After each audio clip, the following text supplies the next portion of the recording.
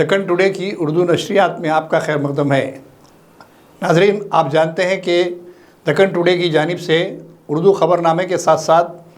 منظر پس منظر کا پروگرام بھی پیش کیا جاتا ہے، تاہم بعض اہم موضوعات پر بھی گفتگو ہوتی ہے۔ آئیے آج ہم وقف بورڈ کے تعلق سے جائزہ لیتے ہیں۔ ایکچولی وقف کا منشا کیا ہے، وقف کسے کہتے ہیں اور اس کے کیا معنی ہوتے ہیں، ساتھ ہی ساتھ اس کے کیا فوائد ہیں،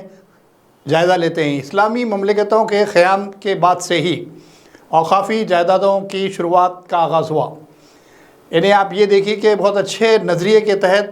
بہت سارے اصحاب نے اپنی جائیدادیں، اپنے اثاثے قوم و ملت کے نام وقف کرتے ہوئے یہ تاکید کی تھی کہ اس کا مقصد تعلیم کے لیے یا پھر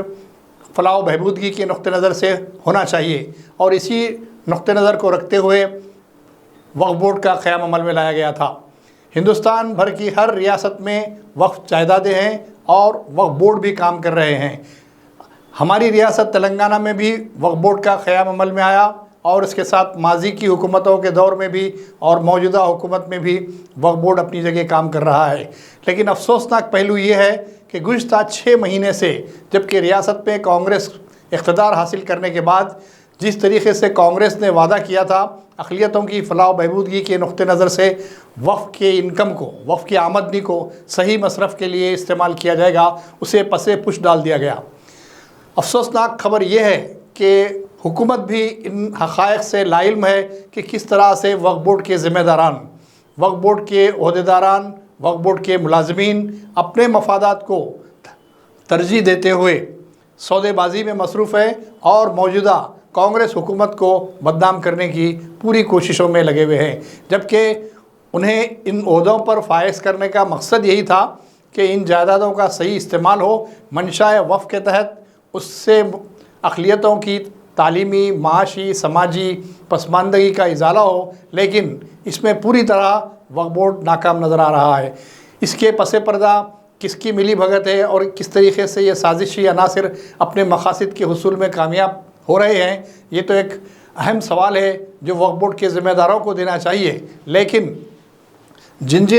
تنظیموں اور جن افراد نے اس پر ریسرچ کیا ہے، کام کیا ہے، تحقیق کی ہے، انہیں اس بات کا پورا یقین ہے کہ یہ حکومت کے علم میں نہیں ہے، اور حکومت کی لا علمی میں یہ عہدیداران اپنی مرضی کے مطابق منمانی فیصلوں کے ذریعے وقف جائیدادوں کی تباہی و بربادی کے ذمہ دار قرار پا رہے ہیں۔ ماضی میں بھی اسی طریقے کا رونا تھا، اور موجودہ حالات میں بھی اقلیتوں کو اسی بات کا رونا ستا رہا ہے کہ وقف جائیدادوں کا جس انداز میں تحفظ ہونا چاہیے تھا اس کا تحفظ کرنے میں وقف بورڈ پوری طرح ناکام نظر آ رہا ہے۔ ان حالات میں اس کی ذمہ داری چیئرمین، CEO کے ساتھ ساتھ ملازمین پر بھی عائد ہوتی ہے، لیکن عرصے دراز سے یہ دیکھا جا رہا ہے کہ وقف کی جائیدادیں معمولی کوڑیوں کے مول دوسروں کو لانگ لیز پر، ایک طویل مدتی لیز پر دے دی جاتی ہے، اور اس کے پیچھے ان کے اپنے مقاصد کی تکمیل کی جاتی ہے۔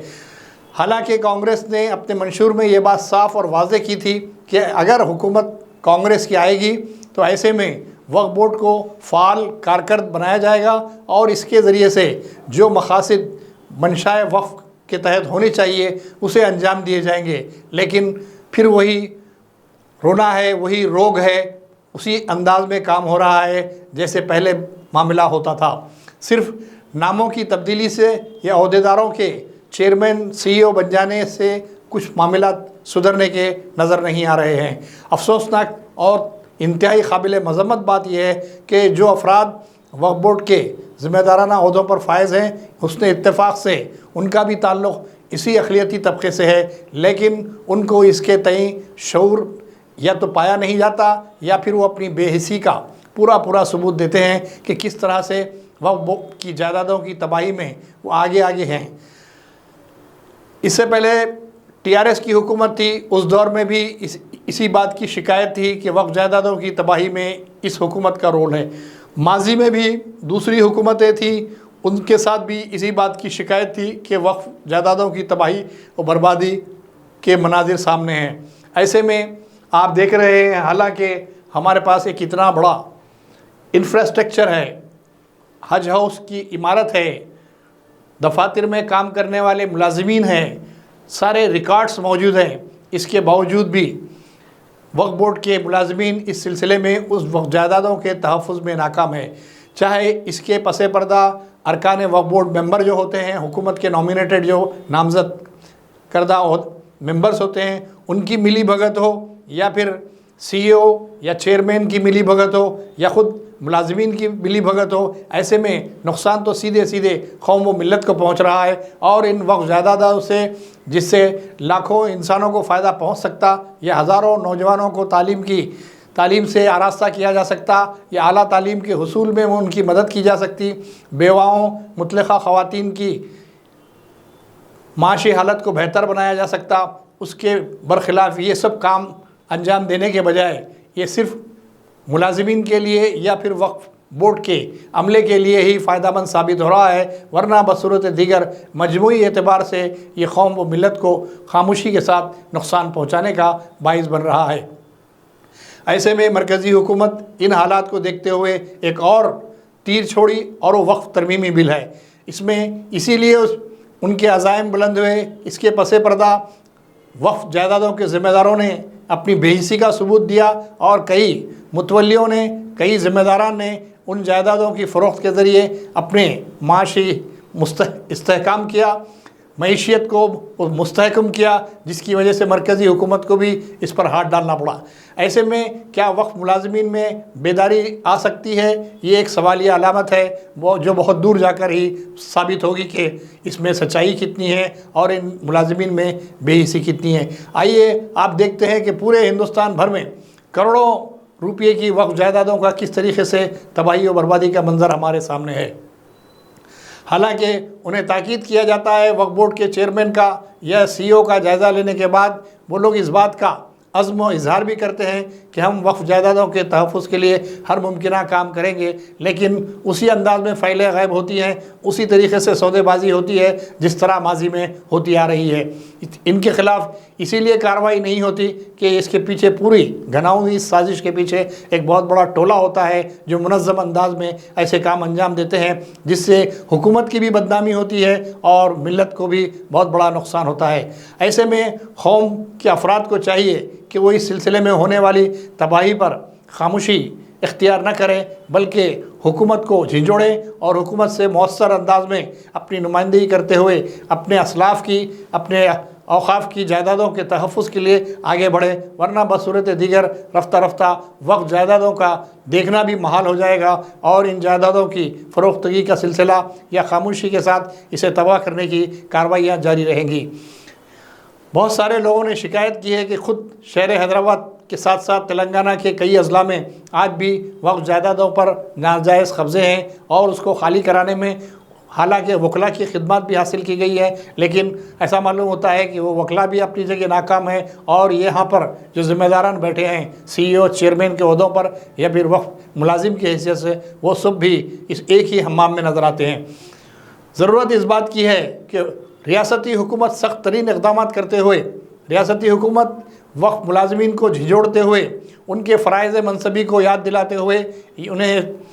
پابند کرنا چاہیے کہ وقف کی جائیدادوں کے تحفظ کے لیے ہر ممکنہ کوشش کی جائے، کیونکہ جس مقصد کے تحت وقف بورڈ کا قیام عمل میں لایا گیا تھا یا وقف بورڈ تشکیل پایا تھا، اس مقصد کی تکمیل ہونی چاہیے، ورنہ بصورت دیگر پھر ایک بار اس سے کانگریس کی ساکھ متاثر ہوگی، حکومت کی بدنامی ہوگی۔ ایسے میں کیا ہمارے چیف منسٹر ریونت ریڈی یا متعلقہ وزیر پیش رفت کرتے ہیں، یا پھر یہ بھی خاموش تماشائی کا رول ادا کرتے ہوئے انہیں منمانی کرنے کی اجازت دیتے ہیں؟ یہ ایک عوام میں سوال ہے جو حکومت کو بھی دینا ہے، ساتھ ہی ساتھ وقف بورڈ کے ذمہ داروں کو بھی دینا ہے۔